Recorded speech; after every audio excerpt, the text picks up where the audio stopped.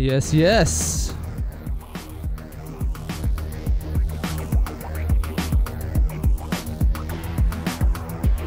Here we go.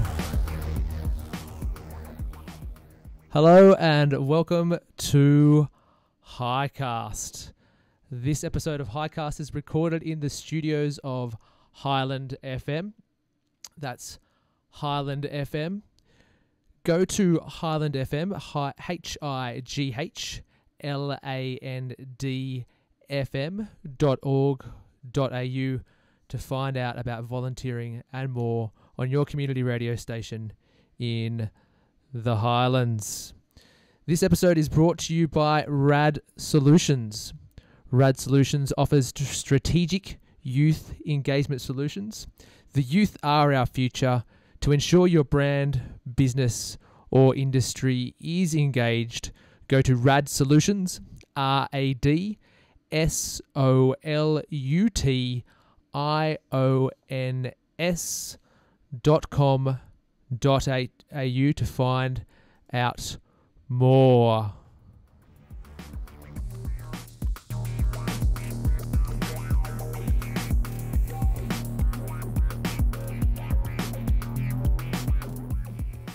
This is HighCast, and in this episode of HighCast, we're going to look around the Highlands. We're going to talk about some volunteering. We're going to talk about important things in the Highlands and what makes or can make this community fantastic. So volunteering. Play this for a bit, Mr. P. Are you a volunteer or have you ever volunteered? I am a volunteer in the Highlands. I actually volunteer for the studio, or the station in which this podcast is recorded. I volunteer with Highland FM. I do a broadcast every Wednesday evening from 6 till 8 called Eclectic on 107.1 Highland FM. There you go. Done that one before. I really enjoy volunteering for the local radio station. It's how I got started here, and I wouldn't have it any other way. I also volunteer for New South Wales State Emergency Service. I am Deputy Local Controller of Wingecarribee SES, and I love volunteering for the SES. It is a fantastic experience. So what do you actually like about volunteering? And obviously this is a one-way medium at present. I can't take your answer. So what I thought, I'll tell you about what I like about volunteering, and I'll give you 3 reasons. 2 that I normally say, but one that I'm just really starting to understand. So when I talk about volunteering, I say I do it for 2 reasons. The first is from a selfish perspective. Volunteering makes you feel good. It gives you skills that you would have never gotten if you hadn't have volunteered, particularly for things like the SES and for community broadcasters like Highland FM. Teaches you skills, gives you opportunities to try out leadership and leading groups of people, etc. So it really is, from a personal perspective, you get a lot out of it, and put things on your CV, etc. It is really beneficial from a selfish perspective. I also say that there is an altruistic side to volunteering, and with the SES, I say it like along the lines of, well, look, I get to save the world, and I'm assisting my community, and I'm giving back, particularly in their time of need. So I really do feel that volunteering gives you that sense that you're part of something bigger and that you're contributing to the wider society. And I mentioned that there's something that I'm just learning. Volunteering has made me a better person. It has made me realize that this world isn't just about me. It's allowed me to drop or to display less of my selfish tendencies. It's made me a far better listener. And it's made me understand that I'm part of something bigger. We can get wrapped up in our own worlds so much. And volunteering gives you a way to get out of your own world. So it really has made me a better person. There was an interesting article in one of the Fairfax publications not long ago, and it was along the lines of that volunteering is bad. And it's not that volunteers are bad and that the service that volunteers provide is bad, but it was that we shouldn't need volunteers. Government should provide a holistic emergency service that you shouldn't need people to volunteer. And for a volunteer that's involved in rescue and having lots of colleagues that are involved in rescue, there are some things that people shouldn't have to see. And it is unfortunate that government relies on volunteers to do that.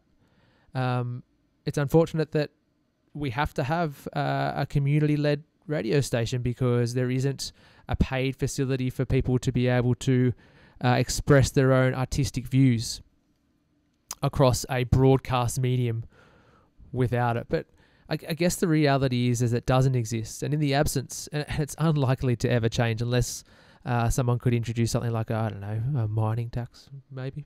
Just saying us all. This isn't a political podcast, and I'll stay out of that. I guess the point is, if someone can find a bucket of money to support things like community broadcasters and the SES, then sure. But that doesn't exist. So really, in the absence of government, community needs to step up, and volunteers are an important aspect of community.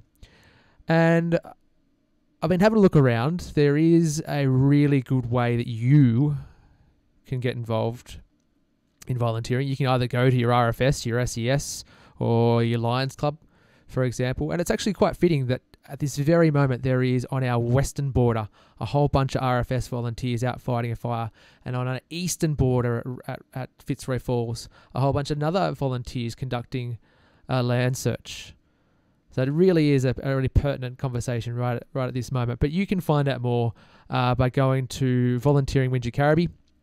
You can either Google that, or you can go to the Wingecarribee Council site and you can find out more about volunteering. I highly recommend, if you get the opportunity, that you get involved. This is HighCast.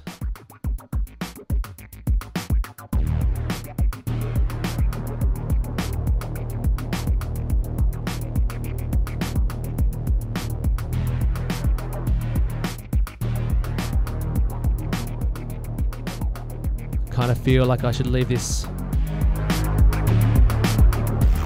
playing in the background. It's pretty good. Mr. P. Check it out on SoundCloud.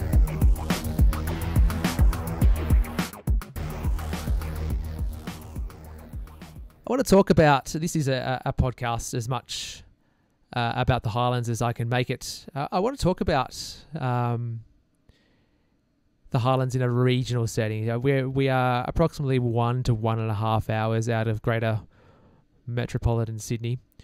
And there are some really fantastic things about living in the type of regional environment that we have. And I guess to eventually get to the point of talking about why it's worth protecting and how we could get involved in doing that. The best things about regional living, if you live in a place like Moss Vale, Mittagong, or Barrel, for example, it is pretty much like living in the city but living in the country. You have great food, access to great infrastructure that is within walking distance and easily accessible. The NBN is just as bad as it is anywhere else, so it's at zero detriment. There is a train station that has access to the city. Not fantastic, but hey, it's a 2-hour commute to the city is just like driving from Penrith. So we really have the best of the city and best of the country. I personally wouldn't have had the space that I have now in the city if I had stayed there. So you're able to have a suburban block of land that is not teeth by jowl with every other man, woman and child on earth, and feel like it's your own. I personally work on the outskirts of Sydney, and I reckon I go through 3 traffic lights to get there, and it takes me 45 minutes to travel 50 kilometers. I used to live and work in the city, and my commute was 10 kilometers, and I could run it. I could run the commute faster than I can drive it. So there is a huge benefit to having less traffic. It's and I know people in Mossvale and Bowral now are going, come on. I could hear the screams about Argyle Street in peak hour, and it's not it's certainly not getting any better. But we'll talk about that. We'll talk about that in a second. But one of probably the last thing about living in a regional place like we do is the natural attractions. That living in the Highlands is pretty much the world is your doorstep. You've got the coast, an hour away to some of the best beaches in New South Wales. We're surrounded by national parks. There's the rolling green hills of the countryside, and so we have access to some of the best natural attraction in New South Wales, in my healthy opinion. And I guess the reason why I wanted to talk about this is to over the coming weeks, months, and maybe years, I want to talk to guests about why it's worth protecting and how we could position ourselves over the next 5 to 10 to 20 years to make sure that the Highlands doesn't become Campbelltown, that it doesn't become Narellan. Because just up at Picton Road, half an hour from us, there are large land developments, with not hundreds of thousands, but maybe tens of thousands of dwellings going in. And if it's not smart about how we manage our growth and how we position ourselves, then we could end up like that. And not to say that that's bad. It's just that's not the Highlands, and that's not why we're here. So I think it's an important discussion that I'll try and have with some of my guests as they come on. And you have to stay tuned for the guests because I've got some exciting people lined up. They're going to come on and talk to me and to you. Back to Mr. P.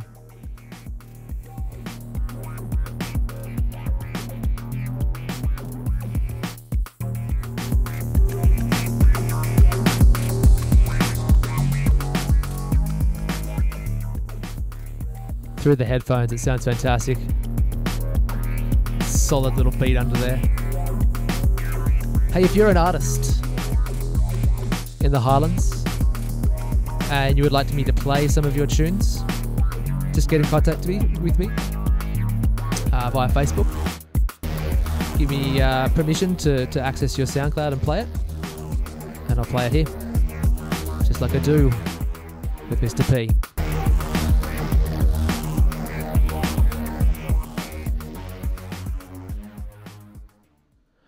What are some of the things that we do, or could do rather? It's probably a better way of talking about this. What are some of the things that we could do? The Highlands is great, but how do we make it the best place in the world? And again, I know this is a one-way conversation at present. Get in touch with me via Facebook. I'm quite happy to engage in a conversation. But I've got a few thoughts, and these again some of the things I want to talk to my guests over the coming weeks, months, and years about is how do we make it the best place in the world. Here's a couple of my thoughts. I would like better and cheaper access to our local produce. We have on our doorstep some of the best produce in New South Wales, in Australia even, and it's difficult. It's not difficult, but it's easier to get cheaper product from elsewhere and consume it. It is that simple. It's not easy to get good, cheap local produce, and it might be that it's charged at a premium. That's sure, but we've got to come up with a way of making sure that locals lead happy, healthy lifestyles, and which they have access to better local produce, because it is some of the best in Australia. One of the things I've been thinking about is free public transport. Maybe like a bus, for example, that went, or even the train. The infrastructure is already there. The train between Mossvale, Mittagong, with a stop and barrel in between.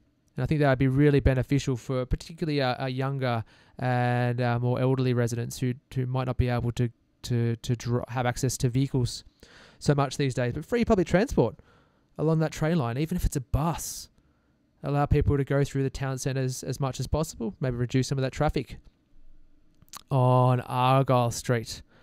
I think we should have a science hub in the Highlands, preferably backed by a university. And I know we've got the TAFE in Mossvale, but I think and some of the best education facilities, tertiary education facilities, high school education facilities in Australia.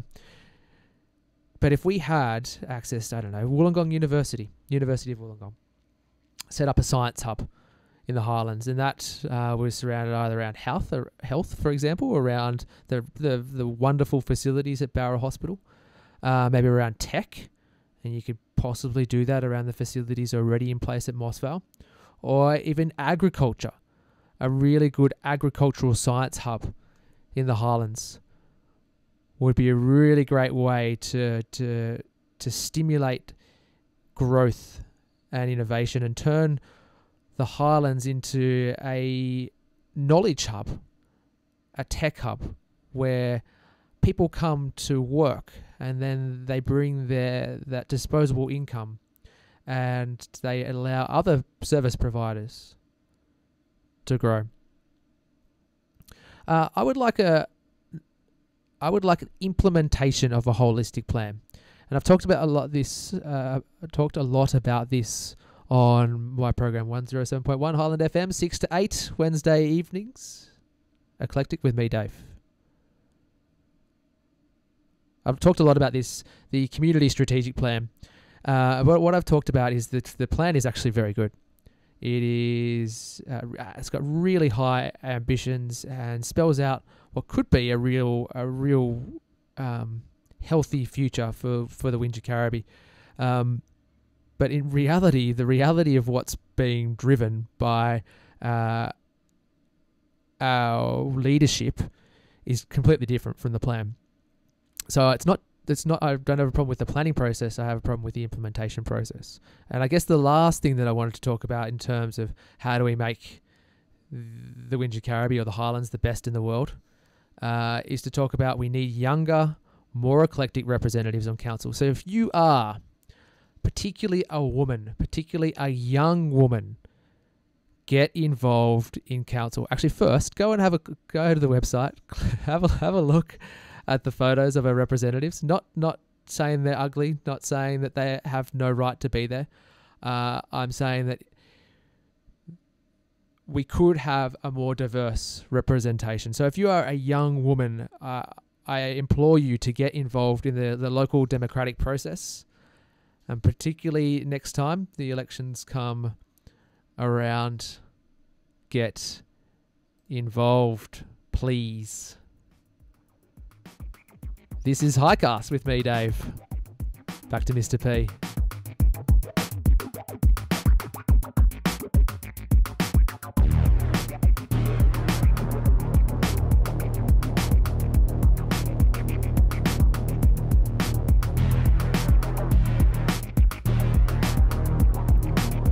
Mr. P. Now the last thing that I want to talk about in this episode of HighCast is people in the Highlands.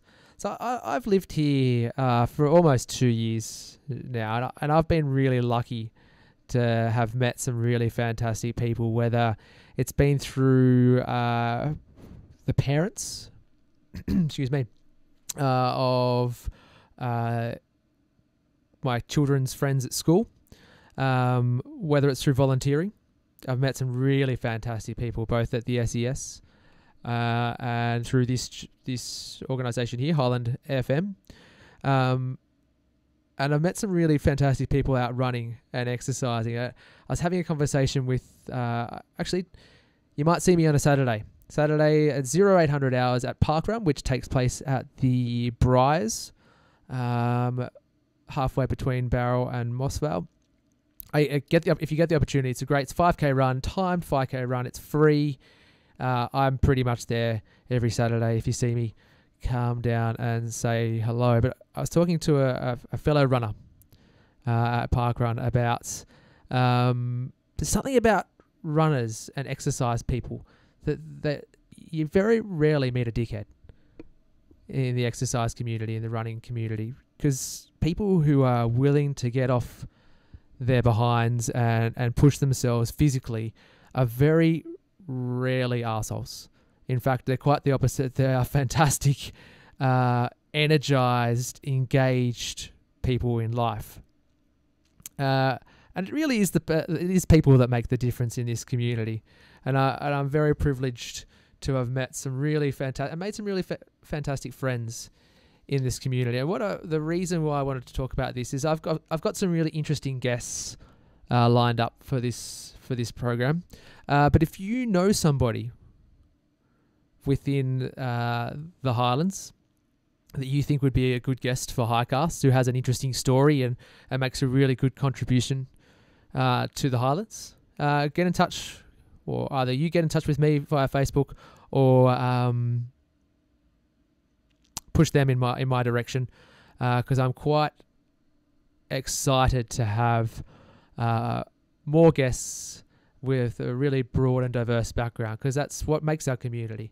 And the more people that we get to talk to and learn about, the better we understand people and the better we all get along. But enough of that goody two-shoes crap. This has been HighCast. I have been Dave. This has been Mr. P. If you're an artist, like I said, get in touch. And stay tuned for further episodes of HighCast, where we're going to have some really fantastic and exciting guests from around the highlands. Until next time, see you later.